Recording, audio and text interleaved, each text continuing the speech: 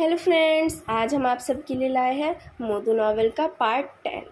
जो लोग नशे में नहीं थे वो ये बात सुनकर हैरान होकर कैप्टन हुआंग की तरफ देखते हैं, जो गुस्से में रूम के अंदर टहल रहे थे। किसी ने कहा, पर वो सिटी बुरो से है। इन लोगों ने अपनी ड्यूटी को नेग्लेक्ट किया, कानून को अपने हिसाब से तोड़ मरोड़ के क्रिमिनलों से ब्लैक मनी कमाया। इन लोगों ने अपनी जॉब को नहीं छोड़ा और गवर्नमेंट से अपनी सैलरी लेना भी बंद नहीं किया। वांग होंगलियांग के साथ रह के उन्होंने ये मान लिया कि कुछ प्रोस्टिट्यूट्स का या आम आदमी का मर जाना कोई बड़ी बात नहीं है, पर सेम प्रोफेशन वाले किसी को अपने हाथों से मारना अलग बात थी। चेंजन की एक्सीडेंटल डेथ और लुओ वंजो को मारने में बहुत फ़र्क था। कैप्टन हुआंग, ये ठीक नहीं है, एक दूसरा आदमी बोलता है। इस लड़के की डेड बॉडी को हम मैनेज कर लेंगे। अगर लुओ वेंजो की कोई लाश नहीं मिलेगी तो वो क्या कर लेगा? क्या कर लेगा? उसे पता है ये यहीं से गायब हुआ है। कैप्टन हुआंग दांत पीसते हुए बोलता है। आज वो खाली हाथ चला जाएगा, पर कल का क्या? उसके बाद के दिनों का क्या? क्या हम रोज बैठ के उसको पहरा देते रहेंगे? किसी न किसी दिन तो कोई ना कोई उसके सामने मुंह खोल ही देगा। आज क्या हुआ ये पता चलेगा तो डायरेक्टर वांग भी तुम्हें नहीं बचाएंगे। पर वो हमारा अपना आदमी है। हमारे अपने आदमियों को ही मैं बचाने की कोशिश कर रहा हूँ। 20 तारीख रात अचानक से एक लाश हाजिर हो गई। तुम सब थे वहाँ, पर किसी ने कुछ नहीं देखा। कोई हमें जानबूझकर मार्क कर रहा है, कैप्टन हुआंग बोलता है। और ये लड़का आकर उस जगह के बारे में पूछता है, उसे उसके बारे में पता कैसे चला? अगर सिक्योरिटी कैमरा में ये पकड़ा नहीं जाता और मैं यहाँ नहीं होता तो कल तुम सबके हाथ में हाथ कड़िया होते। कैसे एक black cab driver city bureau के क्रिमिनल इन्वेस्टिगेशन टीम के कैप्टन को जानता है? तुम लोगों को कुछ पता भी है? किसी ने म्यूजिक बंद कर दिया। जो ड्रग्स के नशे में थे उनको छोड़ के बाकी सब चुप थे। आज जो हुआ उसका 520 केस के साथ कुछ ना कुछ कनेक्शन तो है। शायद हमारे बीच कोई उनका एजेंट है। सिक्योरिटी कैमरे में देखते हुए कैप्टन हुआंग बोलते हैं। मैंने सोचा हम उस चेन को ड्रग एडिक्ट बना के अपना काम निकाल लेंगे, पर खैर जाने दो। अब जब कोई और रास्ता नहीं है तो हम उसे दिखा देते हैं। क्या कहते हो? सब मेरे साथ हो ना? किसी ने कुछ जवाब नहीं दिया। कैप्टन हुआंग गहरी सांस छोड़ के बोलते हैं, ठीक है, जो मर्जी करो, सरेंडर कर दो, शायद तुम्हें कम सजा मिले। मैंने उसे ड्रग दिया था, मैं चलूँगा आपके साथ। तुमने ड्रग दिया था? उसको किसने पकड़ा था? किसने पहरा दिया? पहरा देने से याद आया, अगर जियाओ संग ने उसे थोड़ा सा ड्रग दिया तो वो मरा कैसे? कोई कुछ नहीं बोलता। जिसको लगता है वो इन्वॉल्व नहीं है वो जा सकता है, वो सिर्फ अपना मुंह बंद रखे। कोई कुछ नहीं बोलता। जो भी निकल कर जाना चाहेगा उसी को एजेंट समझा जाएगा। ध्यान रखना, वेस्ट डिस्ट्रिक्ट में 520 केस को इन्वेस्टिगेट करते हुए कैप्टन लुओ का सामना एक ड्रग एडिक्ट से हुआ और वो शहीद हो गए। लुओ वेंजो घड़ी देखता है। मदद मांगने के बाद 20 मिनट से ज़्यादा हो गए थे। पास वाले रूम से तेज म्यूजिक की आवाज़ आ रही थी। वो एक सर्विस वर्कर के साथ बैठा था और उसके सामने वाले टेबल में जितना शराब था उसकी कीमत उसकी आधी सैलरी से ज़्यादा थी। एक ठंडी हवा का झोंका उसके गर्दन पर लगती है। लुओ वेंजो के मन में कुछ अनहोनी का एहसास होता है। टेबल से एस्ट्रे उठा के उसका वेट चेक करते हुए वो बोलता है, तुम्हारी उम्र कम है, तुम कुछ और भी तो कर सकती हो। लिंडा गर्दन हिला के ना बोलती है और अपनी स्लीव उठा के ट्रैक मार्क दिखाती है। लुओ वेंजो कुछ बोल नहीं पाता। पास वाले रूम की म्यूज़िक कुछ पल के लिए बंद होकर नेक्स्ट गाना चालू होता है। लुओ वेंजो को लोगों के पैरों की आवाज़ सुनाई देती है। वो जल्दी से पूछता है, चेंजन कहाँ है? दूसरी मंजिल की वेस्ट साइड के स्टोरेज रूम में। लुओ वेंजो उसे खींचकर खिड़की के पास ले जाता है। भागो!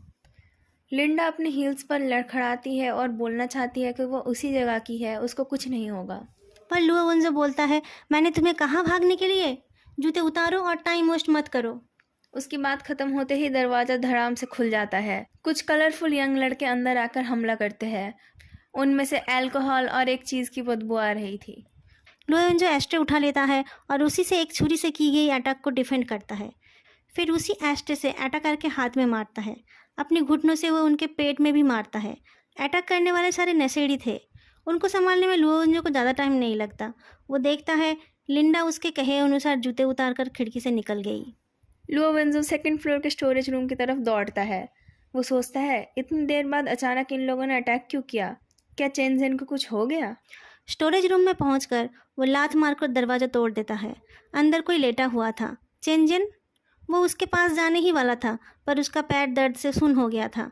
वो रुक गया और उसी पल उसके दिमाग में ख्याल आया, वो लोग उसके ऊपर नज़र रख रहे थे, तो उन लोगों ने चेंजन को हटाया क्यों नहीं? वो पीछे हो जाता है। तभी वो आदमी उठकर छुरी से उसके गले में अटैक करता है। लोवेंजो अलर्ट था, वो अपने हाथ में पकड़ी हुई छुरी से पलट वार करता है। वो उस आदमी को पकड़कर पास वाले शेल्फ में प्रेस कर देता है। पर वो आदमी बहुत एक्सपीरियंस था। वो लुओवेंजो के रिब्स के नीचे मुक्का मारता है। लुओवेंजो की सांस रुक जाती है। वो उस आदमी के घुटने के पीछे मारता है। वो आदमी गिर जाता है। उस कम लाइट में लुओवेंजो उसे पहचान जाता है। लुओवेंजो उसके बाल पकड़कर खींचता है। चेनजेन कहाँ है? कैप्टन हुंग हंसकर बोलता है, ऊपर तुम्हारा इंतजार कर रहा है। तभी पीछे कुछ आवाज़ आती है। लुओवेंजो आधा घूमता है और एक हाथ उठा के अपने फेस को गार्ड करता है। एक अल्कोहल की बोतल उसके हाथ में लगकर टूट जाती है। उसके हाथ का भी वही हाल होता है। सब लोग एक साथ अटैक करते हैं। लुओवेंजो डॉज करता है, लेकिन उसकी पूरी बॉडी में बहुत सारी चोट लग जाती है। लुओवेंजो अपने साथ गन लेकर आया था, पर वह उसे बहुत ज़रूरत ना होने पर इस्तेमाल करना नहीं चाहता था। उसके ओपोनेंट को लगा था कि वो अनआर्म्ड था, इसलिए वो छुरी, चेन, डंडा, बॉटल, इन सब चीज़ों का इस्तेमाल कर रहे थे। वो लोग फायर आर्म्स का इस्तेमाल करके हंगामा खड़ा नहीं करना चाहते थे। मार्केट एकदम पास था। लुओवेंजो फायर आर्म यूज़ करके आम आदमियों की ज़िंदगी खतरे में डालना नहीं चाहता था। तभी तेज पुलिस की सायरन की आवाज़ आती है। जैसे ही सब लोग कंफ्यूज हो जाते हैं, लुओवेंजो उनको धक्का मुक्की करके निकल पड़ता है। उसे पता था वो सायरन फेक था। इतनी जल्दी पुलिस की टीम नहीं पहुंच सकती। वो सीढ़ियों का इस्तेमाल ना करके एक बाथरूम में घुस जाता है, फिर खिड़की तोड़ के कूद पड़ता है। उसकी पीठ बुरी तरह से कट गया था। उसके पूरे शरीर में छोटे बड़े चोट थे और वो अपना बायां हाथ उठा नहीं पा रहा था। 2 घंटे पहले उस बिल्ली को खिलाते खिलाते वो सोच रहा था किलर उसका चारा खाएगा कि नहीं। उसने नहीं सोचा था 2 घंटे बाद उसी को चारा खिलाया जाएगा। कोई पीछे से चिल्लाता है, बड़े भैया इधर आइए। लुओवेंजो देखता है वो जुएचुन नंगे पैर खड़ी थी और पागलों की तरह हाथ हिला रही थी। उसका दिमाग गर्म हो जाता है। मैंने तुम्हें भागने को नहीं कहा था, तुम यहाँ क्या कर रहे हो? मैंने वो अलार्म बजाया, वू जुएचुन बोलती है। आपको रास्ता पता नहीं है ना? आपको चेनजेन मिला? तभी पीछे से वो लड़के आ जाते हैं। वो रहा, पकड़ो उसे। लुओवेंजो वू जुएचुन को पकड़कर उसके बताए हुए रास्ते पर दौड़ने लगता है। उसके कपड़े खून से भरे जा रहे थे। देखकर वू जुएचुन कांप उठती है। लुओवेंजो बोलता है, कोई बात नहीं, मेरे चेहरे को कुछ नहीं हुआ। बहुत सारी गलियों को पार कर वो एक रोड पर पहुंचते हैं। अब मेरे साथ बुरो चलो। फिर उसकी जुबान रुक जाती है। सारे ठेले अचानक रास्ते के दोनों साइड हट जाते हैं। पैदल चलने वाले लोग और जल्दी हट जाते हैं। रास्ते को ब्लॉक करके बहुत सारे मोटर बाइक इंजन स्टार्ट करके उसी के इंतजार में खड़े थे। लुओवेंजो टाइम देखता है। बैकअप बस आने ही वाला होगा। वो बात करके टाइम वेस्ट करना चाहता था, पर मोटर बाइक वालों की लीडर को टाइम वेस्ट नहीं करना था। वो जल्दी से अपनी बाइक को उनकी तरफ चला देता है। लुओवेंजो के पास और कोई रास्ता नहीं था। वो पॉकेट से गन निकालने जाता है, पर उसके गन निकालने से पहले उन सब मोटर बाइक की आवाज़ों को दबाकर एक और इंजन की आवाज़ सुनाई देती है। मोटर बाइक वालों ने नहीं सोचा था कि कोई गधा ड्रैग रेसर वहां आ जाएगा। वो घबराकर रास्ते से हटना चाहते थे। जहरीली सांप की तरह कलरफुल एक रेसिंग कार स्पीड से आकर यू टर्न लेती है। उसके पहियों से लगकर 1-2 बाइक उड़ जाते हैं। आधी खुली हुई खिड़की से एक चेहरे का साइड दिखता है, जो बालों से आधा ढका हुआ था। लुओवेंजो की तरफ ना देखकर वो बोलता है, जल्दी बैठो। दोस्तों, अगर आपको ये वीडियो अच्छी लग रही है तो तुरंत जाके लाइक, कमेंट और चैनल को सब्सक्राइब जरूर करें। फेइदू को ऐसे अचानक आसमान से टपकते देख उन गुंडों के साथ साथ लुओवेंजो भी हैरान था, पर उसने टाइम वेस्ट नहीं किया। पहले उसने वू जुएचुन को पीछे के सीट में ठूस दिया और फिर खुद सामने वाले सीट पर बैठ गया। कार के खुली खिड़कियां ऑटोमेटिकली बंद हो गए और तेज आवाज़ के साथ गाड़ी आगे बढ़ने लगी। लुओवेंजो ठीक से बैठा नहीं था। वो पीछे की तरफ गिर जाता है। तुम्हारा मूड क्यों खराब है? फेइदू ने एक बार भी लुओवेंजो की तरफ देखा नहीं, पर खून की स्मेल उसके नाक तक जाने के लिए देखने की ज़रूरत नहीं थी। गाड़ी की तेज रफ्तार सर चकराने के लिए काफ़ी थी। उसके ऊपर उसके पास एक खून से लटपट इंसान बैठा हुआ था। प्रेसिडेंट फेई का शुद्ध बुद्ध खोने लगा और वो एक इलेक्ट्रिसिटी पोल की तरफ जाने लगा। लुओवेंजो की बातें चीख में बदल जाती है और फेइदू के माथे की नस चढ़ जाते हैं। किसी तरह से वो गाड़ी को घुमाता है, पर गाड़ी रोड डिवाइडर पर चढ़ जाती है।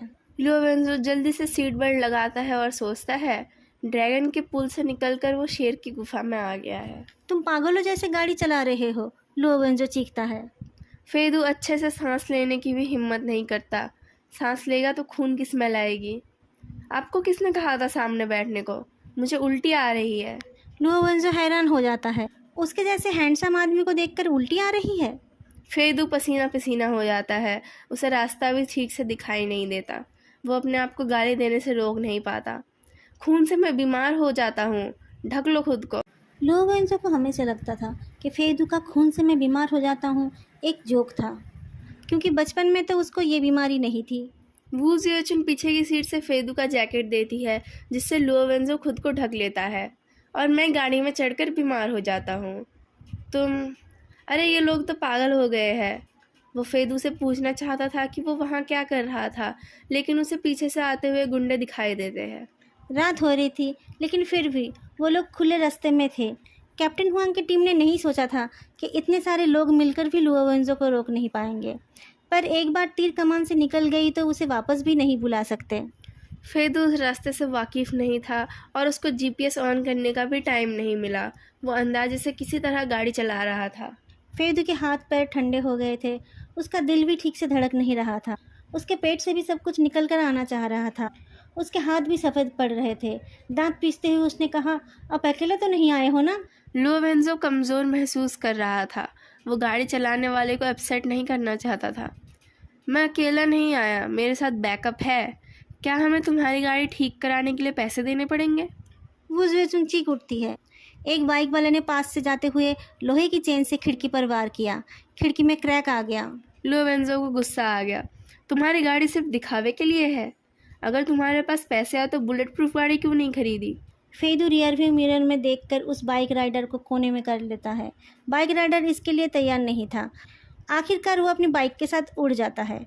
नाक दबाकर फेदू बोलता है, मैं देश का प्रेसिडेंट थोड़े ना हूँ, मुझे बुलेट का डर क्यों होगा? बुलेट की बात करते ही पीछे से शूटिंग शुरू हो जाती है। ये लड़की झुक जाओ। वो लोग बाइक चलाते हुए गोली चलाने में एक्सपर्ट नहीं थे, वो बस ऐसे ही शूट किए जा रहे थे। पैसेंजर सीट की खिड़की से गोली चलते देख लुओ वेंजो फेदू को गार्ड करने जाता है। गोली उसके कंधे को छू के निकल गई। उसके उतने पास चले जाने पर फेदू अपना सारा सेल्फ कंट्रोल खो देता है। वो लुओ वेंजो के ऊपर कार फ्रेशनर स्प्रे कर देता है। फिर वो एक पतली गली में गाड़ी घुसा देता है। बाइक वाले भी उसके पीछे आ जाते हैं। गली से बाहर निकलने से पहले ही उसे ब्रेक करना पड़ता है, क्योंकि 3-4 बाइकर वहाँ उनका इंतज़ार कर रहे थे। फेदू चारों तरफ देखता है। उसका चेहरा इतना ठंडा था कि डरावना लग रहा था। वो गियर बदलता है। उसकी गाड़ी एक चोट खाई हुई जंगली जानवर की तरह गुर्रा रही थी। अगर मैं इन सब के ऊपर से गाड़ी चला दूँ तो क्या वो सेल्फ डिफेंस में आएगा? इतने सारे इंजन की आवाज़ से लुओ वेंजो को कुछ सुनाई नहीं देता, पर फेदू का चेहरा देखकर वो समझ जाता है कि वो क्या करने जा रहा है। वो फेदू का गियर पर रखा हुआ हाथ पकड़ लेता है। उसके हाथ बहुत ठंडे और हार्ड थे। तभी सायरन की आवाज़ आती है और लाल नील रोशनी दिखाई देती है। फाइनली बैकअप आ गया था। लुओ वेंजो मुश्किल से फेदू का हाथ गियर से हटा देता है। इंजन की आवाज़ रुक जाती है और उस टूटे फूटे गाड़ी के अंदर सन्नाटा छा जाता है। रीइंफोर्समेंट वाले काफ़ी भरोसेमंद थे। कुछ ही पलों में सारे बाइकर्स और उनके सामान जब्त किए गए और एक एम्बुलेंस भी आ गई। लैंगचाओ सबसे पहले दौड़ के आती है। चीफ, आप लोग ठीक हो ना? मैं बहुत डर गई थी। लुओ वेंजो हंसता है और फेदू लड़खड़ाते हुए बाहर निकल जाता है। रास्ते के साइड में जाकर वह उल्टी करने लगता है। लुओ वेंजो फॉलो अप अरेंजमेंट कर रहा था, पर डायरेक्टर लू आकर उसे एम्बुलेंस में ठूस देते हैं। लुओ वेंजो सोचता है इतनी सी छोटी बात के लिए डायरेक्टर लू को खुद आने की ज़रूरत नहीं थी। उसे तो बस थोड़ी सी ही चोट लगी थी। वो एम्बुलेंस का दरवाज़ा पकड़कर बोलता है, चेंजन शायद जिंदा है। ग्रेट फॉर्च्यून बिल्डिंग में जाकर उसे ढूंढो। वांग हांगलियन को खबर मिलने से पहले सब बुरो जाकर मा जियाओवेई को भी उठा लाओ। ओहो, उसे तो अब तक पता चल गया होगा। हाँ डॉक्टर, हो गया बस। फेदू को कोई चोट नहीं लगी थी, लेकिन उल्टी करके वो अधमरा हो गया था। फ्लावर मार्केट डिस्ट्रिक्ट के सब ब्यूरो बिल्कुल शांत था। ऑन ड्यूटी जियाओ हायांग एक सेल फोन को हाथ में पकड़ा हुआ था। उसका पार्टनर गहरी नींद में था। वो केयरफुली मा जियाओवेई के लॉकअप की तरफ चल पड़ता है। उस फ़ोन में एक मैसेज आया था, हम पकड़े गए, अभी डायरेक्टर वांग को खबर करो और जल्दी मा जियाओवेई को ख़त्म करो। मा जियाओवेई सिकुड़ के सो रहा था और बुरा सपना देखकर समय समय पर कांप उठ रहा था। उसका इनोसेंट चेहरा और पतला होकर एक छोटा बंदर जैसा लग रहा था। जियाओ हायांग अंदर जाता है और सावधानी से मा जियाओवेई को हिलाता है। मा जियाओवेई चौंक जाता है, पर उसके चिल्लाने से पहले जियाओ हायांग हाथ से उसका मुंह ढक देता है। मा जियाओवेई बहुत डर जाता है। वेंजो के सारे चोटों पर जब मरहम पट्टी कर दी जाती है, वो फिर से फॉर्म में आ जाता है। वो टहलते हुए फेदू के पास जाता है और देखता है कि उसको ग्लूकोज चढ़ाया जा रहा है। आंख बंद करके वो ऐसे लेटा हुआ है जैसे सारी चोट उसी को लगी हो।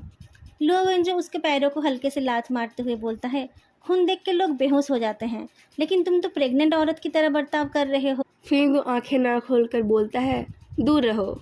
मैं साफ हो गया हूँ।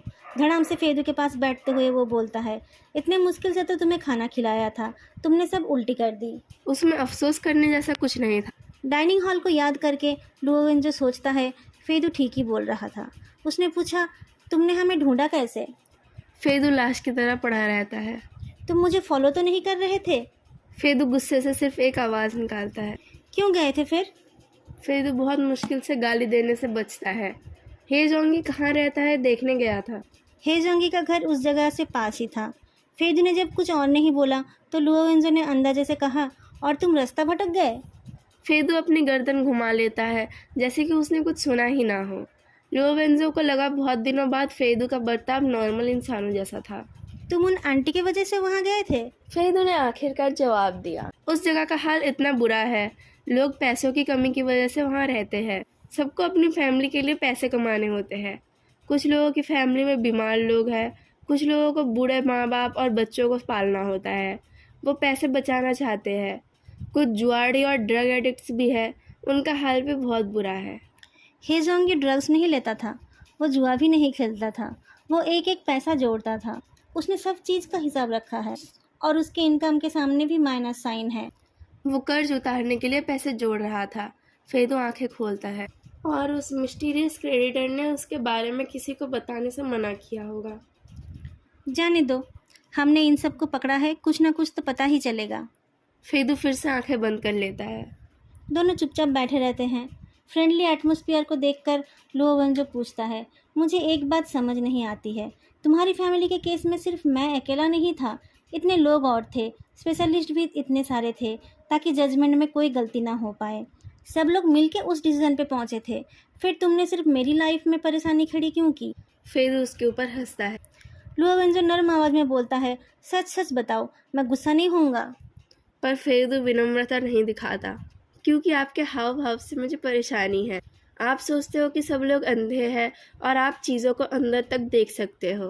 लुओवेंजो को बहुत गुस्सा आता है, पर तभी उसका फ़ोन वाइब्रेट करता है और उस पर नज़र डालते ही उसका चेहरा अजीब हो जाता है। फेदू हैरान होकर उसकी तरफ देखता है।